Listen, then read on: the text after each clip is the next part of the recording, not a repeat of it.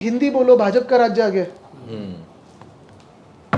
आता ओव्हरऑल बघा माझी एक मान्यता आहे आणि मला हे माझ्या आजोबांनी पण सांगितलेलं. म्हणून आमची एक म्हणजे एक आमच्या दोघांमध्ये एक सवय होती की एकमेकांना वेगळ्या वेगळ्या भाषेच्या डिक्शनरीज असेल, थिसॉरस असेल आम्ही द्यायचो. मग ते पण काही इंग्लिश पेपरमधले शब्द अडकले तर मग ते मला लिहून ठेवायचे, मग डिक्शनरीतून आम्ही काढायचो वगैरे, ही सवय होती.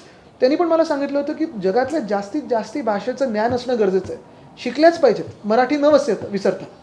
पण मराठीला मान सन्मान देत असताना ह्या ज्या काही बेसिक गोष्टी आपण करत होतो ना, जसं मराठी भाषा भवन असेल, रंगभूमीचं कलादालन असेल, ह्यांनी का रद्द केल्यात ह्याचं उत्तर अजून राज्य सरकारकडून येतच नाही. तुमचा जो ओव्हरऑल सगळा गेल्या काही वर्षातला हा संघर्ष सुरू आहे तो मेजॉरिटीली पॉलिटिकल नसता भाषिक आहे असं मला कायम वाटत आहे. म्हणजे मराठी विरुद्ध गुजराती अशासारखाच हा संघर्ष आहे आणि कुठल्याही परिस्थितीत तुम्हाला मुंबई सांगू मराठी दुर्दैव माणसाच्या हातून नाही दुर्दैव असं आहे की मराठी विरुद्ध गुजराती हा वादच नाही आहे. हा वाद दुर्दैवाने भाजपमुळे महाराष्ट्र विरुद्ध गुजरात असा झालेला आहे.